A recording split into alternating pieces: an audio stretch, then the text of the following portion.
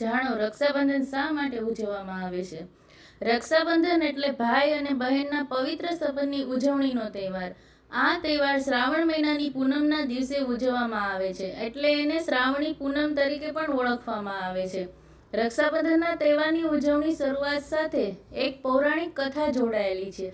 આ કથા પ્રમાણે દાનવોના રાજા બલિએ જ્યારે 100 યજ્ઞ પૂર્ણ કરીને સ્વર્ગનું રાજ્ય આંચકી લેવાનો પ્રયત્ન કર્યો, ત્યારે દેવોની પ્રાર્થના સાંભળીને ભગવાન વિષ્ણુએ વામન અવતાર લઈને બ્રાહ્મણનો વેશ ધારણ કરીને રાજા બલિ પાસે ભિક્ષા માંગવા માટે પહોંચી ગયા।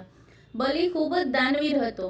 ગુરુએ ના પાડી હોવા છતાં પણ બલિએ 3 પગલા ભૂમિનું દાન કરી દીધું। ભગવાને 2 પગલામાં ધરતી, આકાશ અને પાતાળ બધું જ સમાવી લેતા રાજા બલિએ 3જું પગલું પોતાના મસ્તકે મૂકવા જણાવ્યું। વામન ભગવાને બલિ પર 3જું પગલું મૂકીને તેને પાતાળમાં પહોંચાડી દીધો। આ રીતે ભગવાન વિષ્ણુએ રાજા બલિના અભિમાનને ચૂર ચૂર કરી દીધું। જોકે પછી બલિરાજા પર ભગવાન વિષ્ણુ પ્રસન્ન થયા।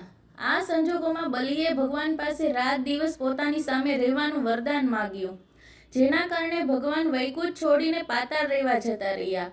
ભગવાન પાછા ન ફરતા માતા લક્ષ્મી પરેશાન થઈ ગયા અને તેમને વિષ્ણુને પરત લાવવા માટે લીલા રચી। માતા લક્ષ્મીએ ગરીબ મહિલાનું રૂપ ધારણ કરીને બલિરાજાને રાખડી બાંધી। બલિએ કહ્યું કે મારી પાસે તમને આપવા માટે કંઈ નથી। ત્યારે દેવી લક્ષ્મીએ કહ્યું કે મારે ભગવાન વિષ્ણુ જોઈએ છે। ત્યારે બલિએ માં લક્ષ્મી સાથે ભગવાન વિષ્ણુને જવા દીધા। આ રીતે રક્ષાબંધન પર્વની ઉજવણી શરૂ થઈ।